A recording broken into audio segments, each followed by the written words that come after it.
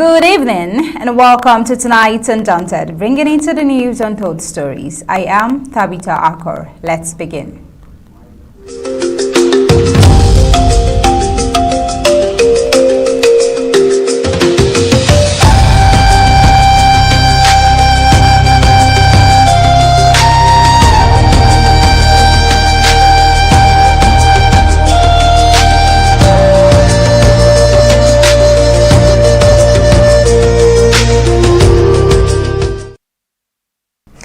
Across Amazonia tonight are stories that feel heavy because they touch real lives, real families, and a war that has not stopped shaping daily existence in part of southern Cameroon.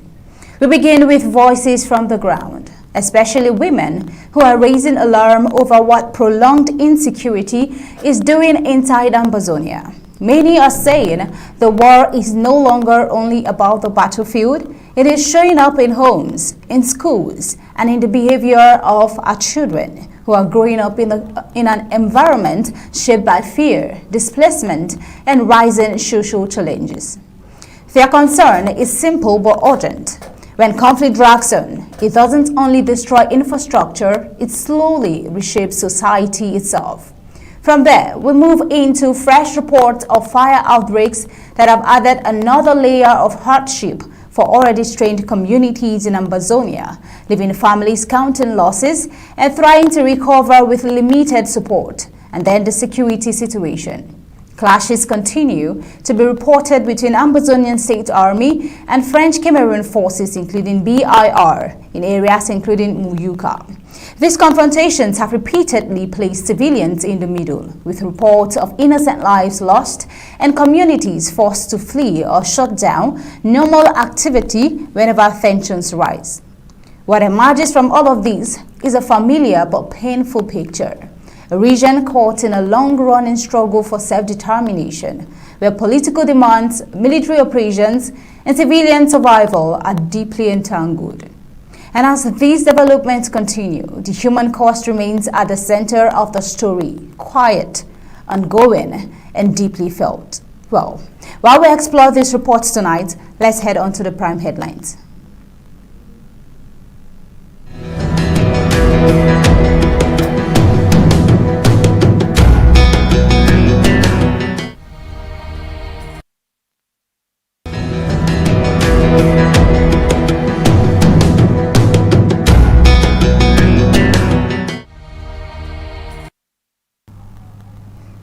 Tonight, we'll take a look at cooking fire destroys residential house in Limbe's Sokolo neighborhood.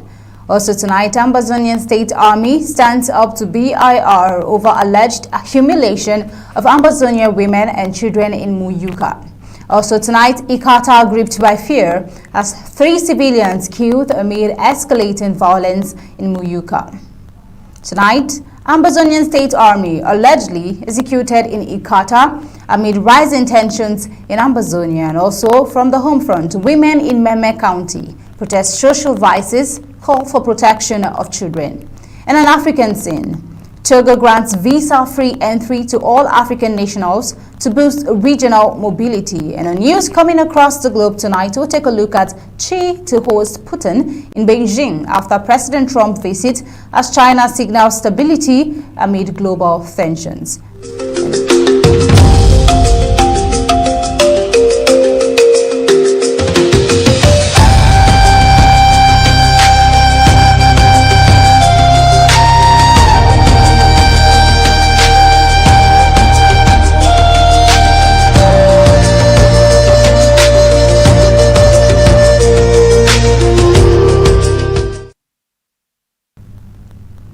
A residential building was destroyed by fire on Wednesday evening in the Sokolo neighborhood of Limbe in southern Cameroon after a cooking fire reportedly went out of control. The incident occurred between 5 o'clock p.m. and 6 o'clock p.m. and it is believed to have started when an 11-year-old child left a pot unattended in an open flame while briefly stepping out to make a purchase. According to reports, the fire quickly spread through the house before any attempts to contain it could succeed. All belongings inside the property were lost in the blaze.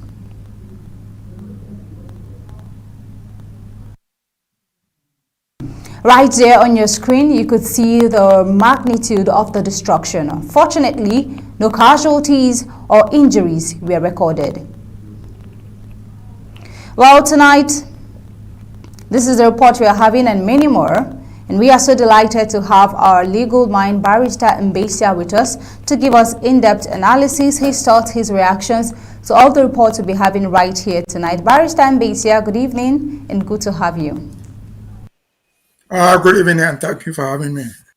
Thank you, always a pleasure. Barrister Mbesha, this is a domestic fire outbreak which could have been more disastrous even, but thank goodness there were no casualties. However, we see that an 11-year-old girl was left in charge of cooking. Should this incident raise deeper concerns about child safety and parental supervision in homes?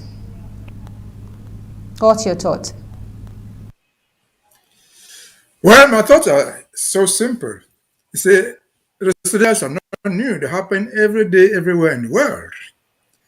The question we should be asking is, why is this one happening in Sokolo or somewhere else, anywhere in Amazonia, just without any proper care?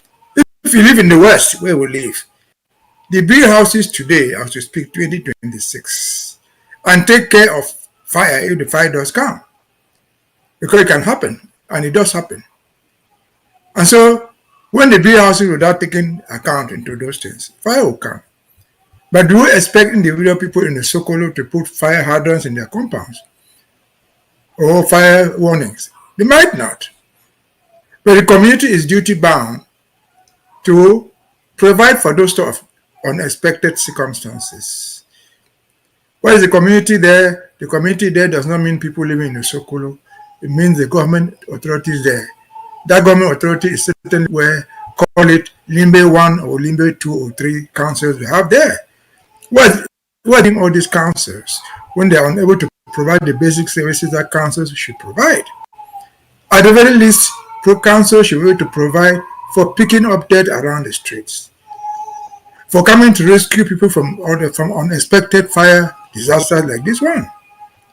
And so if they have not done it, and they are not doing it, there's no plan even to do it, the question is, we ask ourselves, how long shall we live in this system?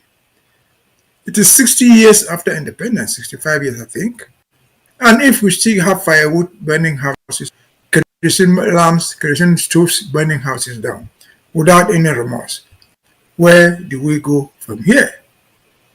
And after that thing is burned down, what is the reaction of the government? The government there is not necessarily Pobia.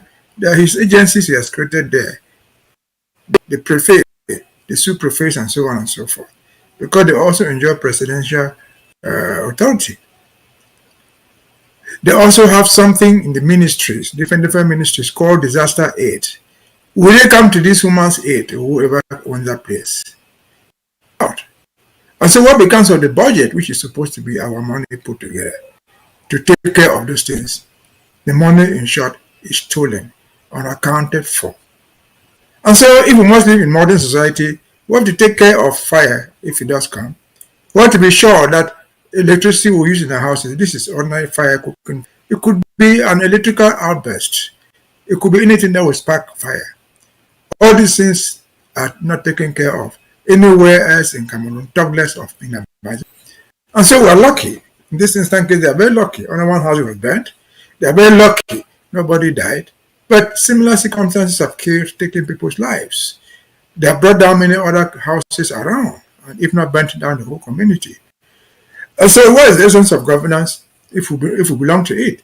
They will not respond when it is time for them to respond. When it is time when there's need, because this is time for absolute need for people to respond, for the government to react. At the very least, what they could have provided for within that community called Limbe or Victoria is a firefighting department. A firefighting department goes more than just putting out fire.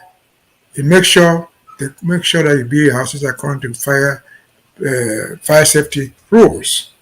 And therefore, how much does it even cost? I've said many times here before, a fire truck can cost a lot of money, but there's no money because it can remain for years and years. It works when there's fire. Where there's no fire, if the whole year there's no fire, it will stand there. It needs just something to pump water. A Sokolo is at the corner of the ocean. So you could have enough water in the truck to put out that fire within seconds. But these things are absent. And of course, this is Limbe. This is the OPEC city. OPEC city, it is the city where everything is supposed to be found. Sonora is there, everything is there, money is supposed to be there, the CDC, the second largest of the country, is there, and nothing is found available for the people. And therefore, we must ask ourselves, why do we have to suffer like this? What do we get independence for if we cannot get these basic services? That said, individuals have to take care of themselves. Make sure if you live in a house, make sure if you use a carriage or even ordinary candles, they can be disastrous if they go out of control. Take care of yourself first, then the government will come in. Take care of yourself first. If government is not coming in, then you save your own self, you save your life, you spare the lives of your own children to you.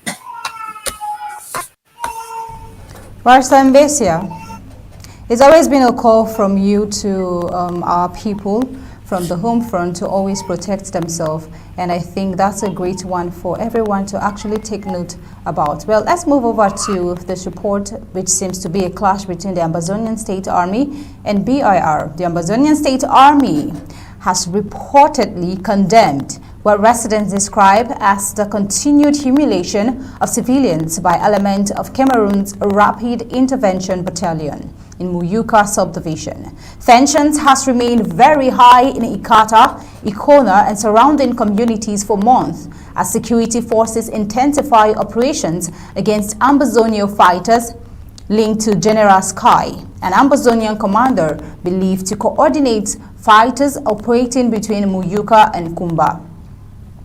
Residents say BIR troops regularly force civilians, including women, children, and the elderly, to sit on the ground for hours during military raids and public interrogations.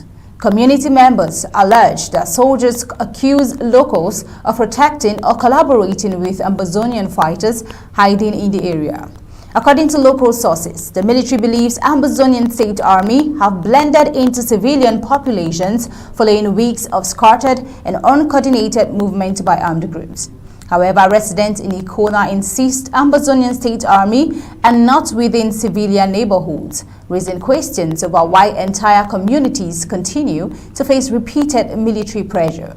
The alleged treatment of civilians has sparked growing anger among Ambazonians, with Ambazonian State Army accusing and speaking against, warning security forces of emotionally tormenting innocent residents under the guise of what they think is a clash. The situation adds to mounting tensions across southern Cameroon's Ambazonia, where ongoing confrontations between French Cameroon government forces and Ambazonian State Army continue to fight. Well, Barrister Mbesha.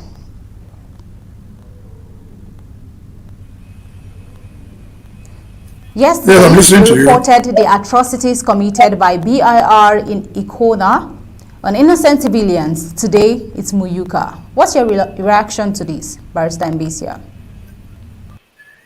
Yes, yesterday we talked about Ikona, but the day before yesterday, sometimes last week, we talked about Ikata, and today we're talking about Muyuka and Ikata again. Let us be reminded, Ikona, Ikata, Muyuka are in one subdivision. They are in the same area. And so it is the wrong narrative that you put there. The BIR, the Bs, are not fighting Ambazonian fighters. They are fighting Ambazonian civilians. When they go to Ikona and round audition, they are not rounding up Ambazonian fighters. They are rounding up Ambazonian citizens who live in Ikona. When they go to Muyuka and do similar thing, they are not fighting Ambazonian. They are rounding up Ambazonian civilians who live in Muyuka or Ikata and killing them. What we're engaged in, what Ambazonian fighters are engaged in, they are engaged in a guerrilla warfare. Guerrilla warfare is not specific to Ambazonia. Guerrilla warfare has been fought all over the world. And we know what a guerrilla warfare is. If they doesn't know, they have to learn it. Guerrillas have their own tactic. It is not because you are looking for one guerrilla fighter who has done harm to you that you wipe out a whole village with the intention that you might kill that one guerrilla fighter. No, the tactic for guerrilla fighting did not start with Amazonia. It has been there nationwide, worldwide, forever. And therefore, governments that engage in guerrilla counterattack should be able to know the tactics for fighting guerrilla wars. Otherwise, what you commit there, which we have said all the time, are war crimes, they are genocide or crimes against humanity. We go to Ikata, we go to Ikona, we go to Muyuka and round up populations, shooting them and killing some of them, rounding up some of them, taking them to jail. That is war crimes. That is crimes against humanity. It is not fighting in Amazonia. ADB knew what they were doing, and we did not even know in the first place. The B was never designed to go and fight wars in Ikata. The B was to go and fight guerrilla wars in Ikona or in Muyuka or anywhere else. They were designed to protect presidency or strategic positions of the government. That's what they call rapid deployment force. Brigade intervention rapide. They were meant to fly in rapidly to save, rescue strategic positions like the presidency. Or like Sonora, if somebody attacks Sonora, they could be flown in by air and they'll come in and come down, land there, and then neutralize the attackers. They were not trying to go to Ikata and go to farms, cocoa farms and catch women and call them SSB. They know absolutely nothing about guerrilla warfare. That's why they are doing this.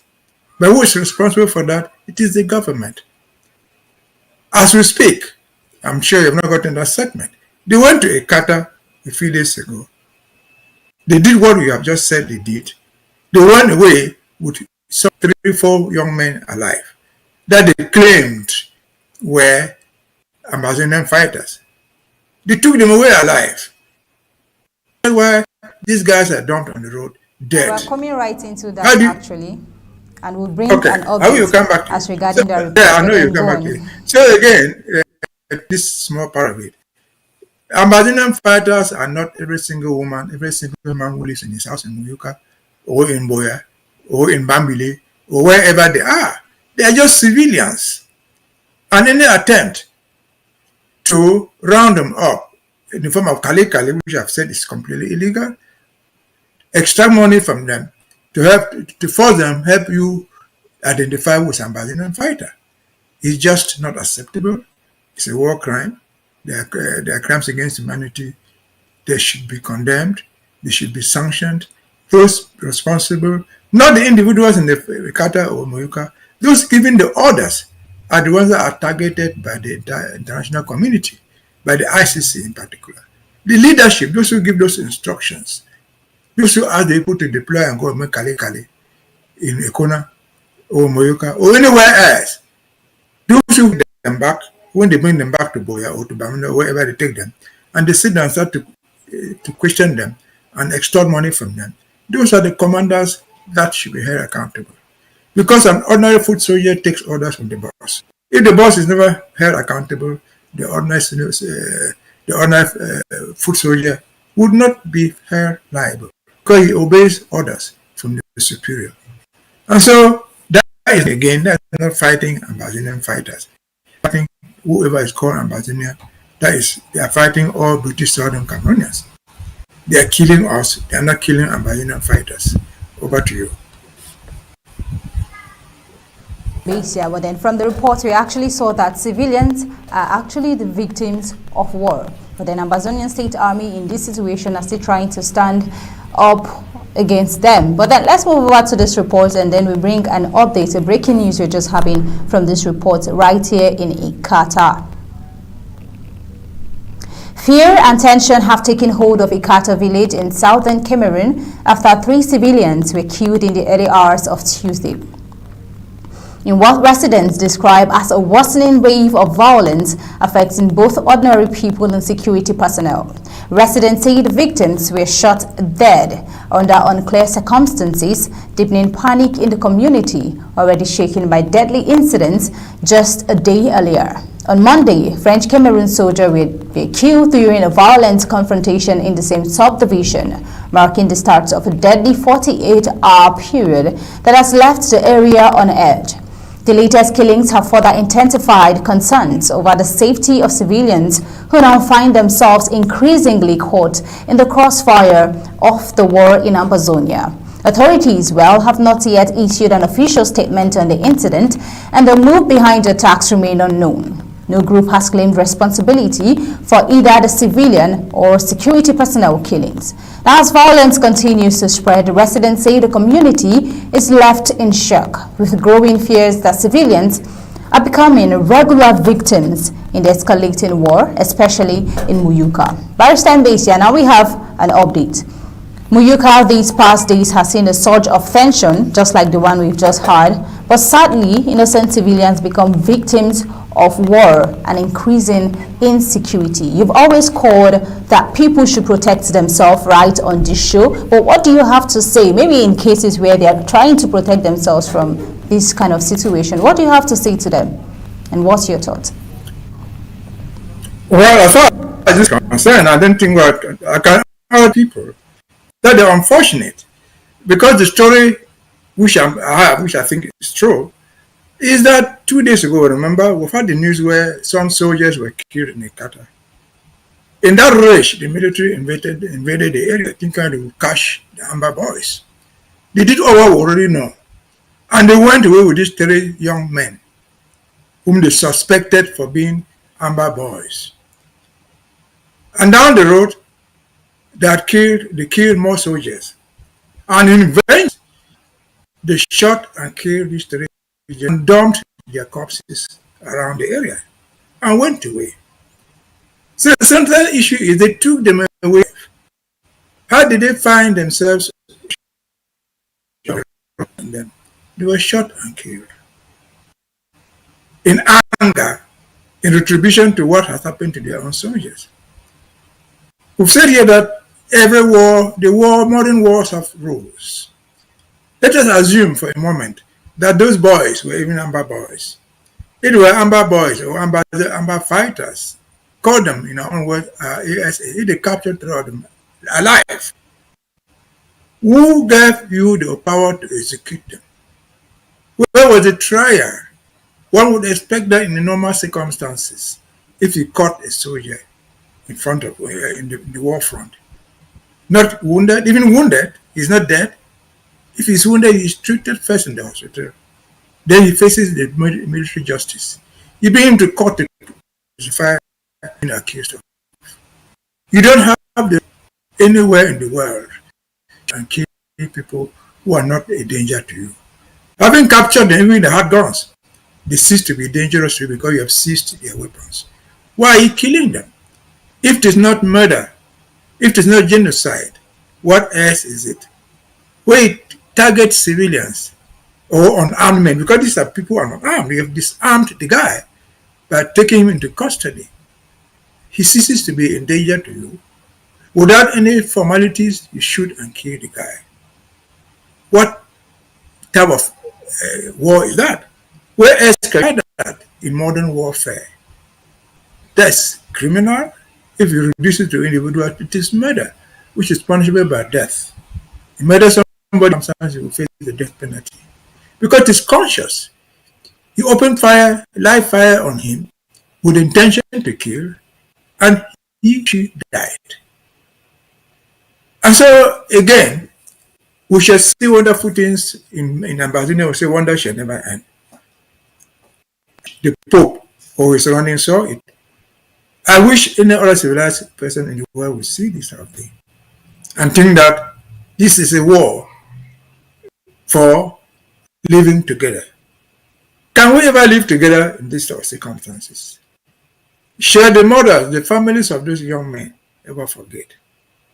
Shall the community of Ikata where these young men live their lives ever forget? They would not. Are they justified in their eternal anger? They are justified. And so once more, this is where we're supposed to be. But we've been forced into this. The war was declared on us by these people. Who have no arms, they have the arms that they can kill you at will. If those boys attack, they probably attack with the cutlass or with the spear.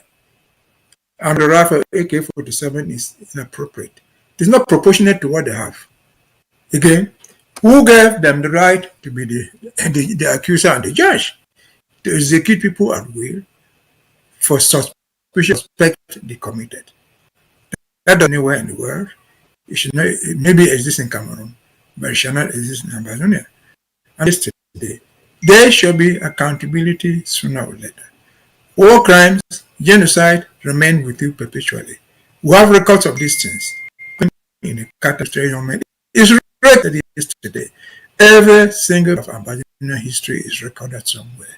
These records are not going to go extinct. They remain forever as long as we live. If we're still talking about what happened to the Jews centuries ago, we're still remembering the Holocaust. Why do we think that we shall forget Amazonia genocide? It will not be forgotten, even after our death. The next generation will try these people. They will face the justice that is required for doing to us what they are doing. Again, we ask ourselves, why do we have to join a people who will murder us without sympathy, who will burn our houses without remorse, who will kill our children without further questions? Enough is enough. We shall resist. We are resisting until that kingdom come. Over to you. Enough is enough, Barrister Mbesha. Indeed, these are the sad realities we experience, people, civilians, innocent civilians experience from the home front. Well, let's move over to a follow-up of the thoughts just shared right here. There's this report right from Ikata. 3 Amazonian State Army in military custody were shot dead in Ikata, Muyuka local government area on Monday morning. Local sources say in what residents described as retaliation for the killing of 2 French Cameroon soldiers in nearby Ikona a day earlier. According to accounts from residents and local investigators, the 3 men identified as Paris, Melvin, and Miguel had been detained by the military a week ago following the death of 2 soldiers in Ikona on a Sunday. The detainees were allegedly taken from custody and shot. Their bodies were later left in the street. The incident came a day after a group calling itself the Fako Meme Unity Warriors claimed responsibility for the Ikona attack, which left 2 soldiers dead and reportedly resulted in the seizure of weapons. It remains unclear whether the 3 men killed in Ikata were members of the Fako Meme Unity Warriors or linked to the Sunday attack. As of Monday evening, government authorities in Yaoundé had not issued an official statement on either the Ikona incident or the killings in Ikata.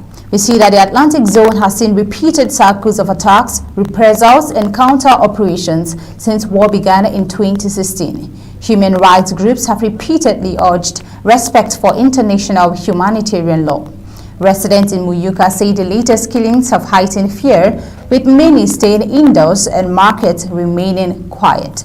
Barrister Mbesha, now we are getting a breaking news over this report that the Amazonian State Army have come out to actually denounce this report that they are not members of the group and this incident we had to poor and innocent civilians. They said this is just a propaganda act by colonial French Cameroon. What is your thought about this? You can see the hypocrisy right there, Barrister Mbesha. Well, I've already said it right here.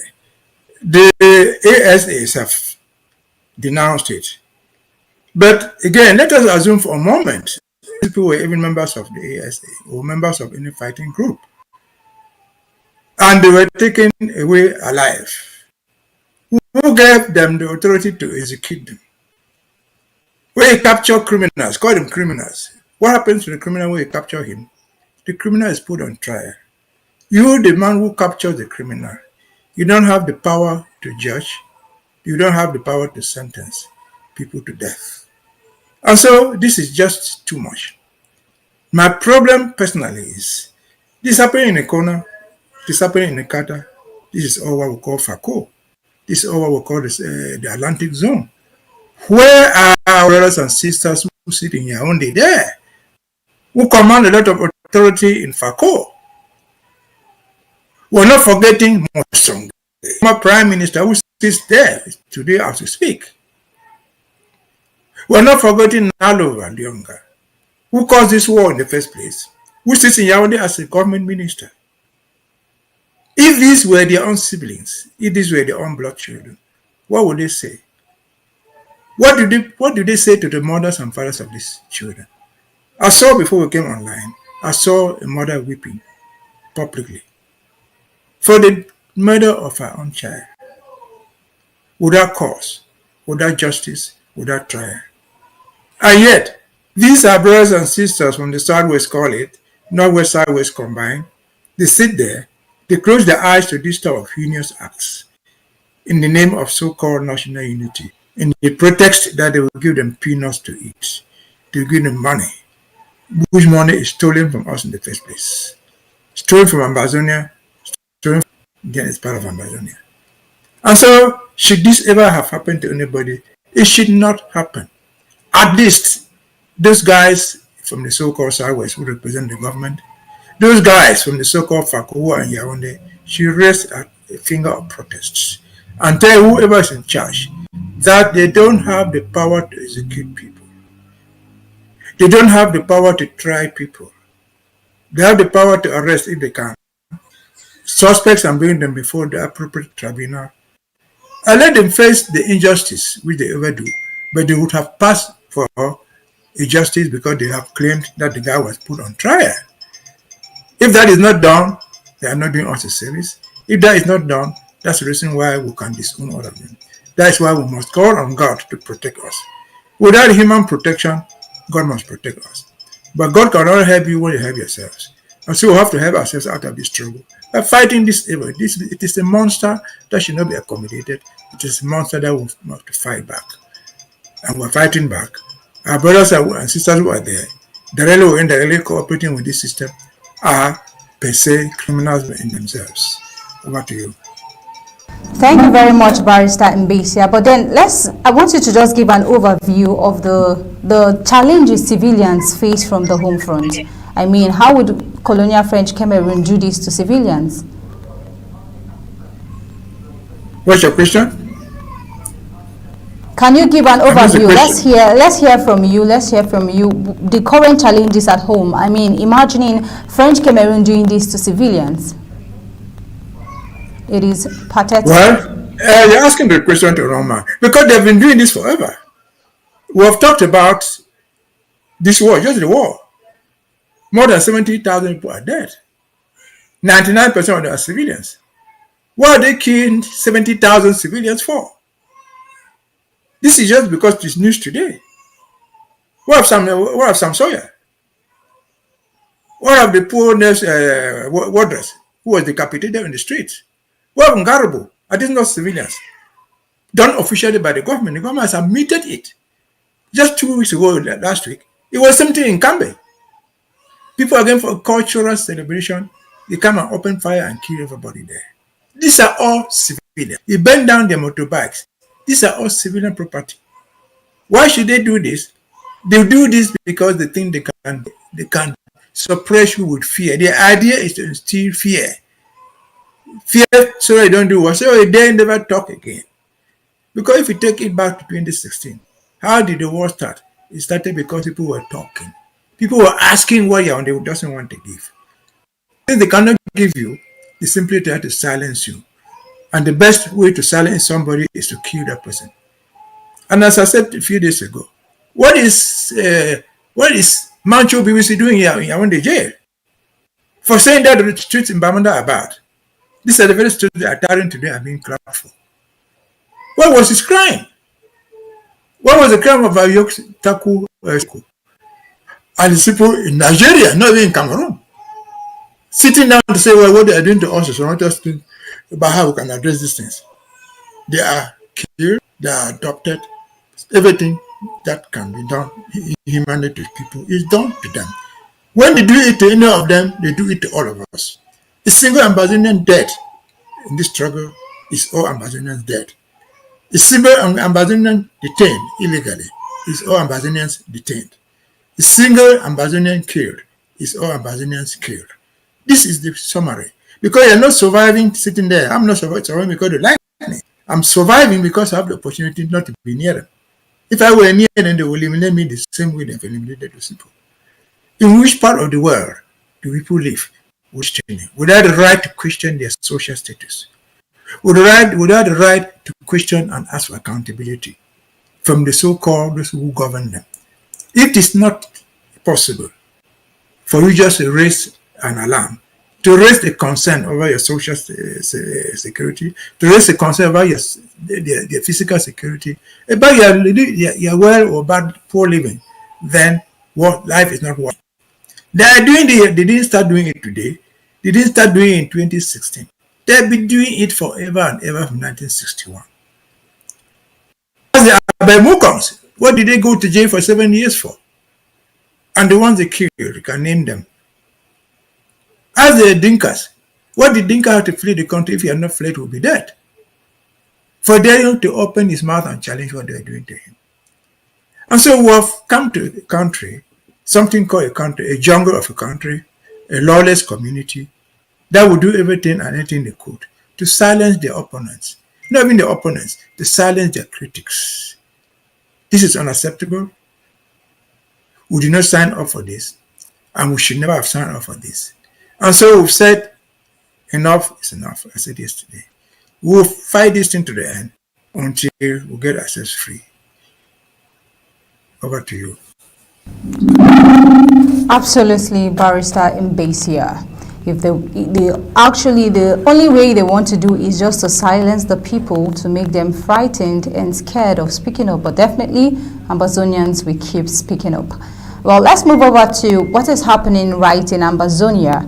Without looking at the battlefields now, we are looking at the real situations on ground, what is happening to our communities in Ambazonia. A group of women in Meme County in Ambazonia have staged a public appeal calling for an end to activities they say are negatively affecting children and community life. The women say they are increasingly concerned about what they describe as rising social problems in their communities and are urging authorities and community leaders to take stronger action to protect young people. They also called for peace and improved living conditions in Ambazonia, where war have continued to affect daily life and social stability.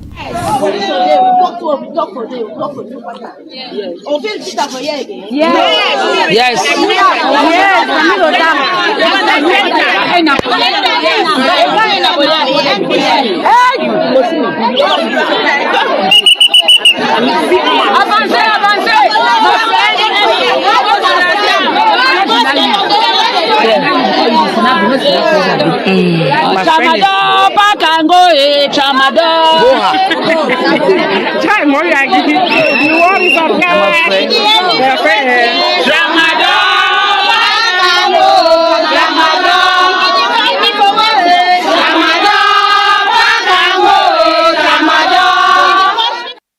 You can see the display right there. You see them calling a substance. Well, the appeal comes amid continued insecurity in southern Cameroon, where residents have repeatedly raised concerns over the impact of the war on education, safety, community development, and even social life. Well, Barrister Mbesha.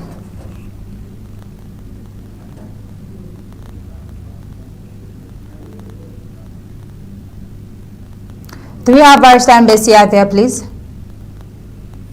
Yes, yeah, I get you. Ambazonia continues to face major declines, Barrister Mbesha, ranging from education, rising insecurity, and now social vices, and women are now at the forefront of this. They are protesting. Now, do these women in Meme County hope that this will change?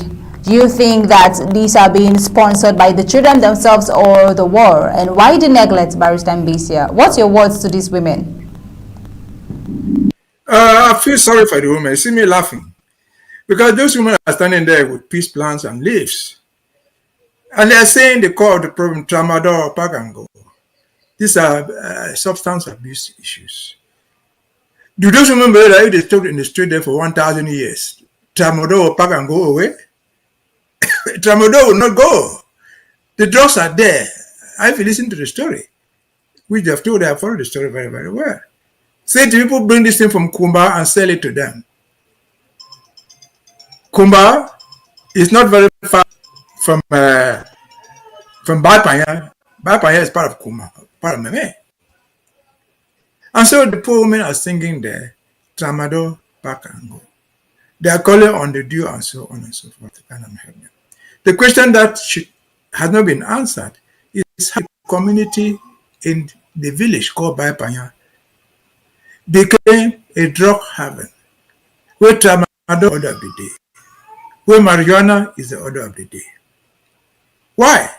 These are youths who are frustrated, they have nowhere to go. They tend to that to make themselves high. They have to be taken out of it. But what is the best way to take them out of it? It's not those demonstrations. Because they will not to be taken out that way. Even in a regular court over here, if you do drugs, they will punish you. But your crime as a drug dealer will go beyond just serving a term. They will try to put you on the program, to detoxify you, to take it out of you. It needs a lot of education. Which education those women cannot provide. Which education the village chief cannot provide. Only legalized institutions can provide. Those in counseling, those who deal with drugs. How to detoxify, to take it out of the system of the children using it. It has to be done. Not by those women. They have raised the concern, yes. But we're supposed to take action. Some specialized agencies. Be the government, be the voluntary agencies, be the human rights groups. Somebody with specialty has to come in. And so the Cameroon government is not doing it. Why? From here to Kumba town. It passed a lot of controls by Jandown, by P, by B, and so on and so forth. Those drugs don't carry them on the head from Kumba to Bapanya. They carry them on bicycles, in cars. And what are these people doing on the road with control when they cannot cash in all those things? Even if they caught them, they themselves will go around and sell it back to the people. Even if they caught them, nobody will punish for it. They will take bribe from the guys. And so that's a bigger problem. Our society has become drug infested. As we have sold our community to drug dealers. We have transformed our children to drug magnets. That's the tip of the iceberg. Those children who are doing this since they are very young, they might have 50, 60 years more to live. And who knows? Give Bapanya another 20 years, when those mothers would have or perhaps been dead, what will be left of Bapanya, or rather a drug haven? And then the question is, what is Yaoundé doing? Because that's the focus of Cameroon. What is Kumba doing? Where they have the B and the prefect and everybody there. What is Boya doing? Where are the MPs, the senators from Meme, from the Southwest, from Amazonia in Yaoundé? What legislation have they taken to prevent drug dealing in the country? It is going on in Bapanya, might be going on somewhere else in Cameroon at large. What steps have they taken to stop it? Nothing. If you hear any step, it is violence. They're going to arrest some guys in the street. They come to and do something popular and call it reconstruction of the scene. The guy will say, well, this way we bought the drug, this how we smoked it, this how we drank it. That's the end of it. Is that a cured problem? Certainly not. And so that's a larger problem. We join a system that has no accountability. We join a system that destroys advertently or inadvertently. And we have said enough is enough. We cannot continue. We cannot live down to the future generation of our children to suffer that consequence. As I've said just now, we're seeing Bapanya because they're in the street. All the ones in Outcry in front Kankanda, you're not seeing them. They don't have the opportunity to demonstrate and for people to take videos of them. They are there in their thousands. They are there everywhere. They have been deprived of the youths ought to be farming in that place. They have been deprived of their farms. They have been made worthless. They have become tools of the community. And where you live in a government where there's no accountability, where there's no responsibility towards the citizens, you call it non-governing state. And there's no modern state which should be non-governing. Remember, if you know the news very well, the United States, they are prepared to fly and go to abroad and catch drug dealers and come and imprison them here. They fight it beyond their own boundary to stop it. In Cameroon, they will encourage it because they make money out of it. And so again, enough is enough. Poor Baipanya, I feel sorry for that area. I've been there myself. I've been to Baipanya like 2-3 times. The Baipanya people are good people. They are just farmers. They live peacefully in their villages. Until Yaoundé came with the war and the disorder and turned a peace-living community into a criminal junta, and turned a peace-loving community into a drug haven where nobody is held accountable, everything goes wrong, nobody is responsible for anything. And yet, they co-opt their brothers and sisters to Yaoundé in the name of directors, in the name of MPs, in the name of senators, who represent nothing but themselves, who represent nothing but their bellies. Over to you. That is indeed very sad, Barrister Mbesha. Well, thank you so much for joining us tonight. Thank you for the thoughts, the reactions, the perspectives you brought to this report. I believe we are all learning from your wealth of knowledge. Thank you very much, Barrister Mbesha. Until we have you next time, this is where we'll let you go, and then we head over to the rest of the news.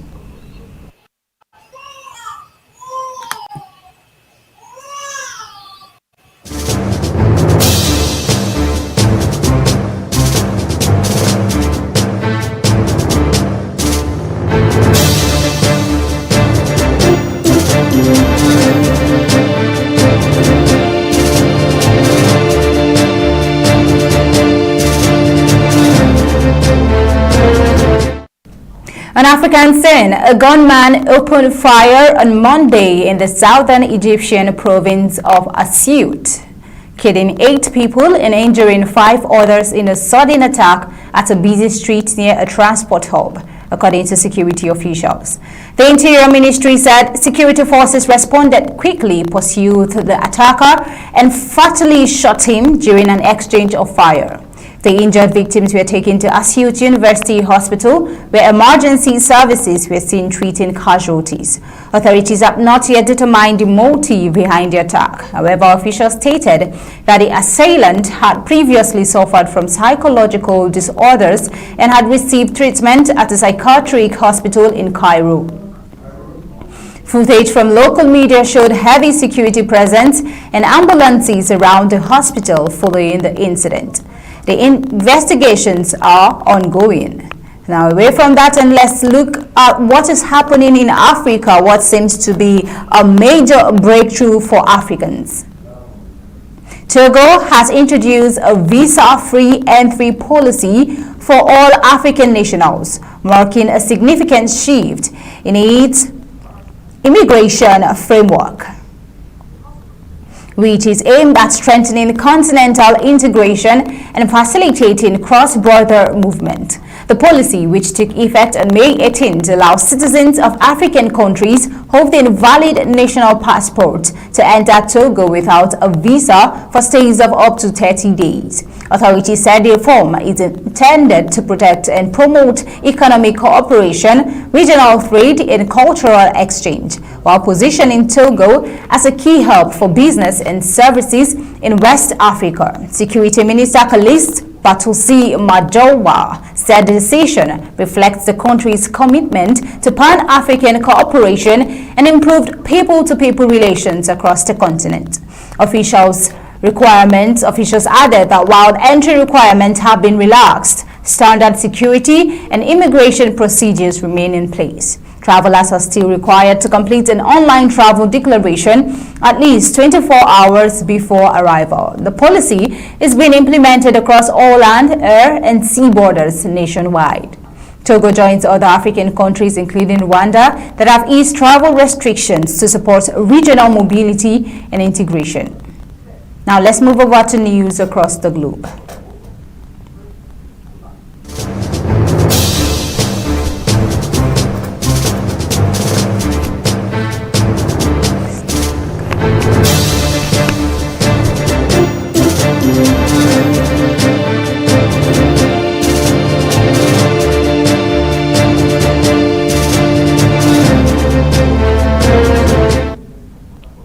Chinese President Xi Jinping will host Russian President Vladimir Putin in China this week, shortly after a visit by U.S. President Donald Trump.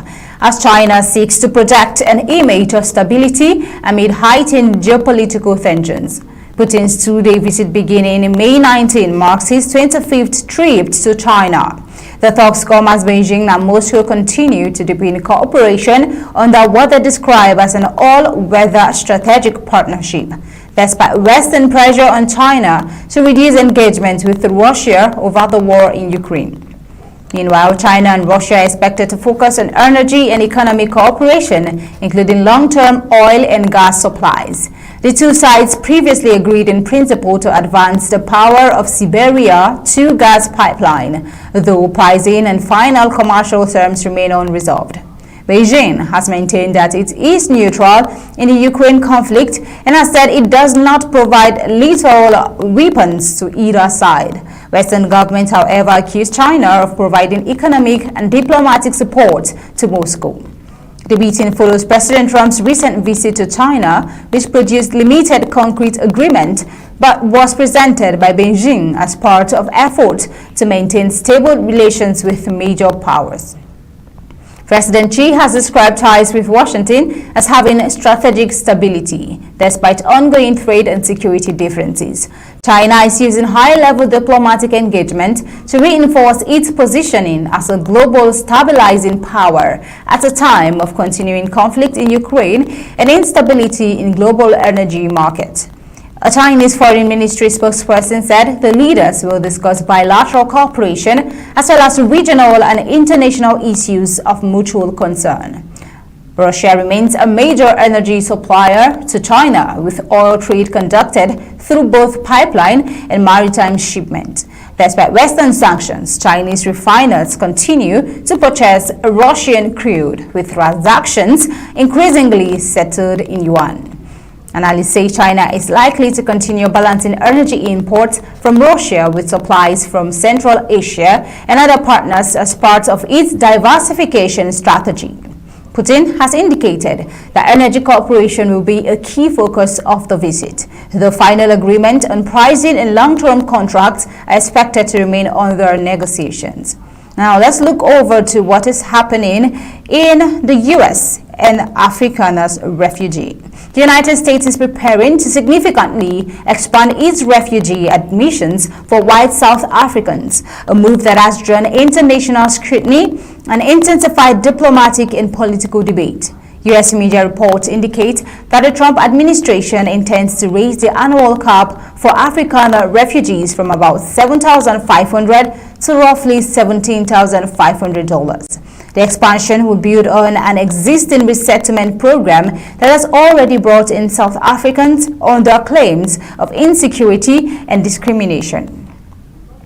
Officials are said to be preparing for a broader processing drive in the coming fiscal year, reflecting a wider reassessment of refugee priorities. Supporters of the plan argue it addresses security concerns raised by some African communities, including farmers who report being targeted in violent attacks. Critics, however, contend that the policy is politically motivated and departs from standard refugee criteria, which typically prioritizes displacement linked to war or systemic persecution rather than ethnicity. Now we'll see that the South African government has rejected allegations of targeted persecution, maintaining that violent crime affects all communities and is not racially driven. Now, the proposed expansion is expected to place additional strain on U.S.-South Africa relations while further fueling global debate over refugee classification and admission standards. And with that, we've come to the end of Undaunted, bringing into the news Untold Stories. But before we go, a recap of the prime headlines in Undaunted tonight.